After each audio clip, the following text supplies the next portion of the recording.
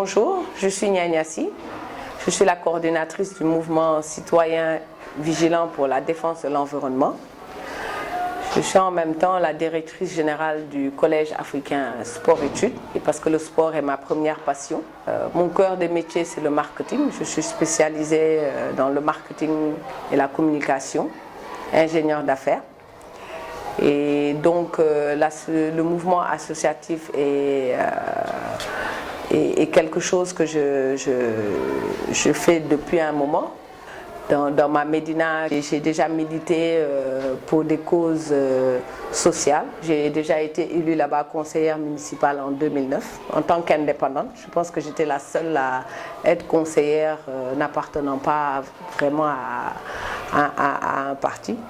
Et je pense que notre engagement, parce que ce n'est pas le mien, c'est le mien avec mes collaborateurs, est vraiment que notre Sénégal puisse sortir, disons, de la tête de l'eau, hein, parce qu'on a encore beaucoup à faire pour que notre pays soit émergent et commence à foncer vers le développement.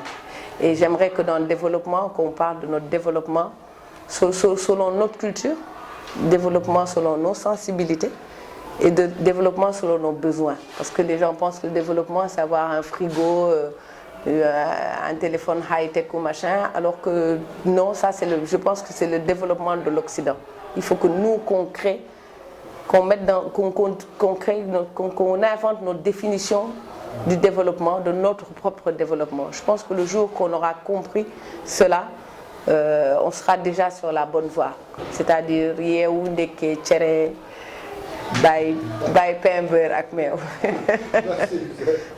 l'association est née d'une prise de conscience, hein, et les membres de l'association, en fait, ce ne sont pas des novices.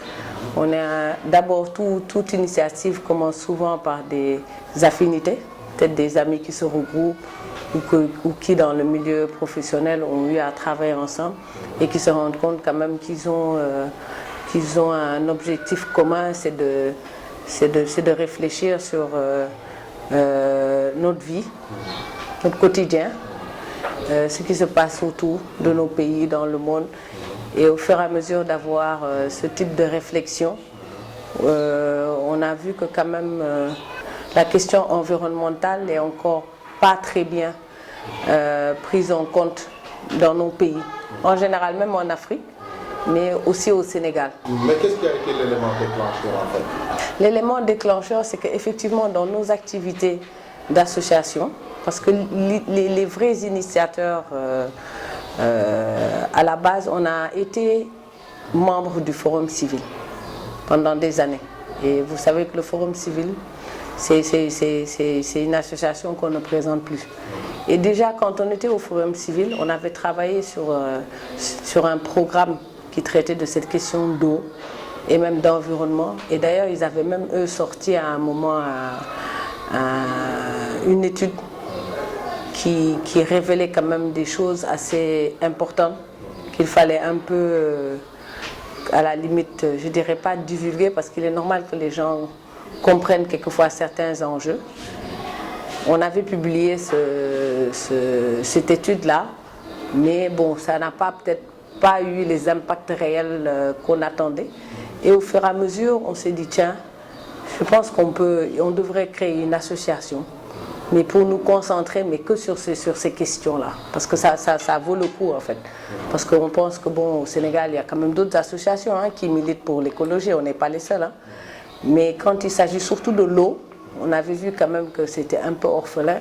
Et quand même, c'est l'eau, il y a à peine 2 semaines à la rencontre des Nations Unies, ils l'ont classée 17e priorité pour le développement durable. Alors si c'est ces pays développés qui réfléchissent sur l'eau, l'avenir de l'eau, c'est-à-dire c'est la gestion même des ressources en eau, ça veut dire que nous, on devrait anticiper aussi, parce que si c'est une question réelle et qui va poser problème d'ici des années, dans le futur. C'est-à-dire la ressource même va se raréfier. Qu'est-ce qui va le faire? Est-ce que les changements climatiques auront de gros impacts sur ceci? Même d'ailleurs, quelque chose de nouveau qui va se passer à la conférence de Paris au mois de décembre, là, qui va avoir lieu, la COP21. Ça va être la première fois où on va parler de l'eau, des conséquences que les changements climatiques auront et quelles conséquences ça va avoir sur les ressources. Donc, quand on voit toutes ces choses-là, il est normal qu'on éveille les citoyens en leur disant que l'eau, c'est la denrée incontournable pour tout développement.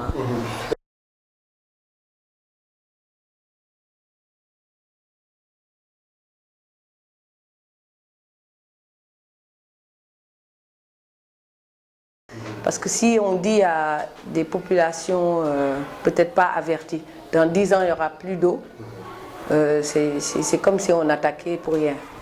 Et si vous me reprenez sur sa phrase, j'ai dit si on ne fait rien, c'est une différence, c'est différent. Si on ne fait rien, dans 10 ans on n'aura pas d'eau. Et c'est effectivement si on ne fait rien, dans 10 ans on n'aura pas d'eau. Pourquoi? Parce que Dakar a déjà un problème d'alimentation qui est connu. Dakar est alimenté par 2 voies. C'est-à-dire qu'on a la fameuse usine de Keur Momar-Sarr qui traite l'eau qui vient du lac du Glière, qui est très loin de Dakar, c'est-à-dire qui se trouve au nord, qui traite l'eau et qui distribue. À côté, on a ce qu'on a des lots des bas-fonds, c'est-à-dire toute cette eau-là distribuée par forage, l'eau qu'on va chercher, qu'on distribue. L'usine de Keur Momar-Sarr ne suffit pas. Pourquoi? Parce que dès que cette usine tombe en panne, ça veut dire que c'est 50% d'alimentation qu'on nous enlève du jour au lendemain. Quand il s'agit des ressources, puiser dans les bois fonds, c'est une nappe. La nappe phréatique, c'est comme c'est une cuvette d'eau. Et donc, qui dit cuvette d'eau, quand on pompe à un certain moment, mais c'est normal que ça baisse, que ça baisse, que ça baisse. Et le danger, c'est qu'avec ce pompage massif, à un certain moment, ça va atteindre un niveau où ça va s'affaisser et là, l'eau salée va remonter. Donc, on peut avoir des risques de salinisation dans la durée. Ce que je dis, c'est vraiment dans du long terme. Et quand je dis si on ne fait rien, c'est-à-dire déjà par anticipation, cette eau-là, il faudrait la rationaliser. C'est-à-dire que cette eau-là doit avoir des priorités. Et quand on parle de distribution d'eau, la priorité, c'est déjà les populations. Après la population, c'est l'agriculture. Et ainsi de suite. Au pire, dans les industries qui ont besoin d'eau pour leur production, oui. Nous, notre cri de cœur, c'est que aujourd'hui, on constate que dans cette eau-là, est-ce que vraiment la priorité est pour les populations? Parce que si on faisait une étude et qu'on regardait ce que les sociétés consomment, les grandes sociétés ou quelquefois même des particuliers qui ont des exploitations, qui ont les moyens de forêt, et que la population, une certaine population qui n'a pas encore accès, qui ont des problèmes en eau, on se demande s'il n'y a pas un problème quand même d'équilibre et un problème de politique gouvernementale qui est prioritaire.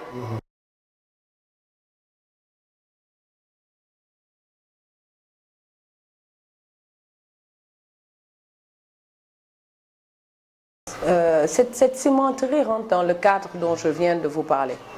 Il rentre dans le cadre d'industriels qui ont choisi des technologies peu écologistes en fait. Et c'est parce qu'ils ont choisi une technologie peu écologique qu'ils sont obligés dans leur système de production de pomper jusqu'à 1 500 000 m3 d'eau par an. Ce qui est énorme. Parce qu'ils ont des forages directs sur cette même nappe qu'on utilise pour de la distribution d'eau d'eau domestique. Et effectivement, nous, notre cri, on n'attaque pas Dangote, on attaque une technologie. Il faut que les gens comprennent. On attaque une technologie qui de nos jours est trop obsolète. C'est-à-dire c'est comme on nous ramenait des années en arrière. La responsabilité est partagée. Parce qu'il s'est installé Dangote, certes, mais il s'est installé parce qu'on l'a autorisé. Donc l'État a quand même sa responsabilité. Bon, on fait des démarches, on a écrit, on a essayé de dénoncer, on a essayé d'alerter, parce que je pense que supposons, toute erreur doit pouvoir être modifiée. Et en plus, ce que nous déplorons, c'est qu'il y a des possibilités de rectifier. Et je pense que quand même, Dangote est présenté par l'homme le plus riche d'Afrique. Beaucoup de jeunes d'Africains voient Dangote comme une fierté, qu'on se dise la vérité, pour sa réussite. Et je pense qu'au niveau où il est, il devrait aussi servir de modèle.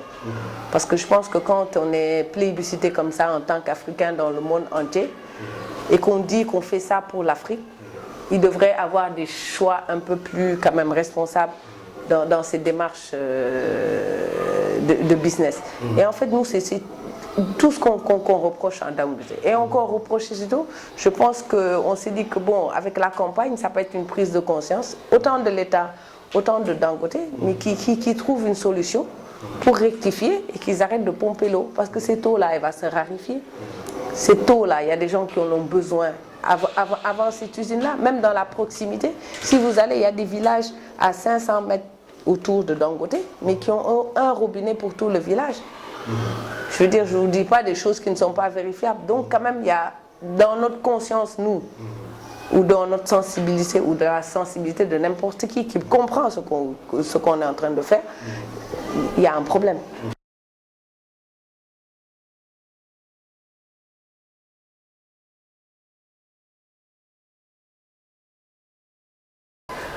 Jusqu'à présent, comme on n'a jamais eu de réponse, on peut dire que non.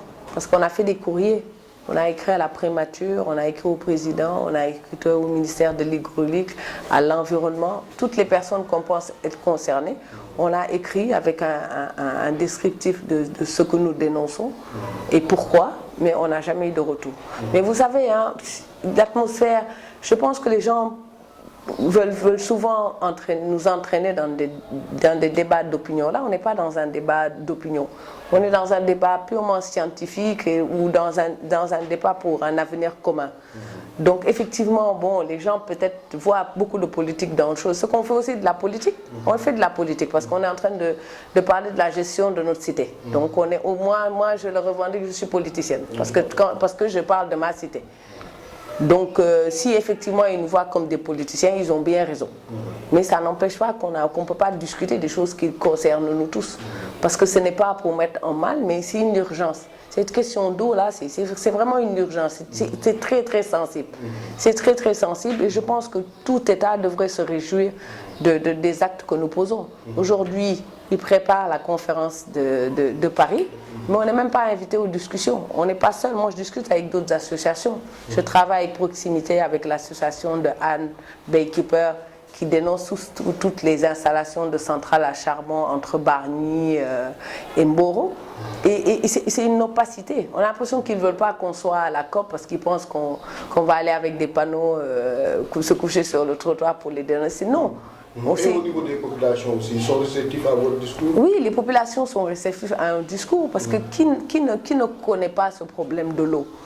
Je veux dire, l'eau, c'est une sensibilité naturelle. Hein. Je veux dire, un citoyen qui n'a pas d'eau et que vous lui dites qu'il y a des usines à côté qui en consomment ce qui pourrait alimenter tout votre village et riverain, il comprend qu'il y a quelque chose qui n'est pas normal. Et Dangote n'est pas le seul. Dangote n'est pas le seul. Bon, peut-être que lui, son cas est beaucoup plus mis en exergue parce qu'il est quand même, c'est un cas assez spécifique. Mais je pense que si on faisait un retracement de beaucoup d'usines, entre ceux qui polluent, il y en a d'autres qui polluent. Les ICS, tout le monde est au courant des catastrophes qu'ils ont causées sur l'eau et sur la zone. Parce qu'il y en a d'autres, c'est les rejets. Ils rejettent dans cette eau-là. Donc, c'est des problèmes, je pense qu'il faut le voir quand même un peu. Il faut élargir la question. Je pense qu'il faut qu'ils aillent vraiment voir comment cette nappe-là est gérée, qui la puise, qu'est-ce qu'ils en font, les rejets, où est-ce qu'ils vont, parce qu'on ne sait pas. Hein. Nous, on va sur le terrain, on est des associations, on voit des choses. Je me rappelle, il y a à peine 3 ou 4 mois, il y a un groupe de députés qui ont créé je ne sais pas, je ne saurais même pas dire exactement. En tout cas, ils ont fait un groupe commun pour pouvoir aller sur le terrain, voir comment ces choses se passent là. Je sais qu'ils ont visité beaucoup d'usines sur la zone des Niayes, dont l'usine même Dangote, pour voir comment les choses se passent là-bas. Et eux-mêmes étaient venus catastropher des dégâts que les ICS avaient causés sur cette zone-là. Autant sur l'agriculture, autant sur la vie des populations. Et donc, déjà, aujourd'hui, on voit les conséquences. Et on ne peut pas admettre qu'en 2014, qu'une usine comme ça démarre en 2014, pour que dans 20 ans, qu'on nous dise oui, les problèmes sont là ou machin. Ça nous fait tourner en rond. On se fait tourner en rond. Tout le monde prépare cette conférence-là ici. Le Premier ministre fait des discours. Le Président est engagé sur cette conférence-là. Mais c'est bien de proposer pour l'avenir. Mais il y a beaucoup de choses aussi à rectifier. Sinon, ça fait comme une boucle. Je veux dire, tous les efforts vont s'effriter. Parce que les problèmes qu'on n'a pas réglés viendront s'ajouter à ceux qui vont venir.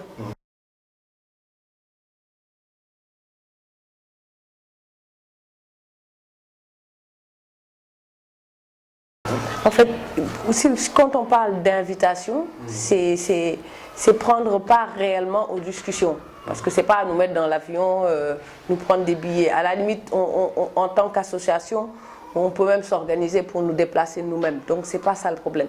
Mais je pense qu'aujourd'hui, le gouvernement aurait pu au moins sélectionner, que ce soit nous ou quelqu'un d'autre, parce qu'il y a d'autres associations, un certain nombre d'associations qui sont sur le terrain, qui sont à la limite plus accréditées à dire à ces conférences comment les populations vivent le changement climatique, etc.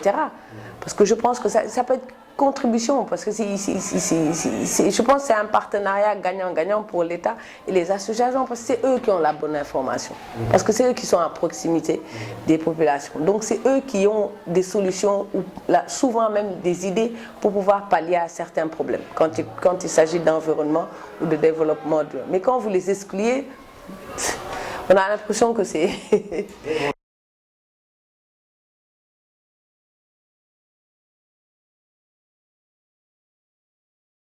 Écoutez, je pense que le message, il va être que pour le gouvernement. Pourquoi? Parce que c'est eux qui vont aller négocier pour nous. C'est eux qui vont nous représenter. C'est eux qui auront la voix de la population. Et comme c'est eux qui seront là-bas, de grâce, qu'ils ne nous fassent pas une 21e conférence, c'est la 21e conférence du climat. Ce n'est pas la première. Et souvent, entre deux conférences, qu'est-ce qui se passe? Silence. On continue quand même à polluer. Qu'ils ne nous fassent pas de super accords sans impact. Parce que les accords, on peut les entendre, ils peuvent être super bien écrits, mais dans la pratique, ils ne disent pas tout. Ils vont signer le fond vert, mais ils ne vont pas dire que ça va être décliné sur 10 ans. Les gens vont s'imaginer qu'ils vont rentrer avec les valises remplies de milliards et que les problèmes vont être réglés dans 2 ou 3 mois, ce qui n'est pas vrai. Et que aussi qu'ils sachent que peut-être la priorité des Occidentaux ne sont pas la priorité de nous, les Sénégalais. D'ailleurs, tout le monde s'offusque à ce qu'on nous classe parmi les 24 pays les plus pauvres du monde. Ce n'est pas une nouveauté. C'est pas une nouveauté. C'est comme si on nous réveillait d'un sommeil. Non, ce n'est pas une nouveauté. Parce que dans un pays où on parle encore d'énergie, d'eau, de santé et d'éducation, c'est qu'on est pauvre. Parce que c'est la base même de tout départ pour un développement. Et on a encore beaucoup à faire. Il faut qu'on prenne conscience quand même qu'on a beaucoup à faire, même nous, citoyens, parce qu'ils pensent que bon, tout est beau, qu'il faut qu'on prenne conscience qu'on a beaucoup d'efforts encore à faire pour déjà sortir de ce seuil-là, pour après émerger. Et tout le monde doit y mettre du sien. Ce n'est pas qu'un travail de l'État, c'est un travail de tout citoyen. Tout le monde doit participer. Merci à vous.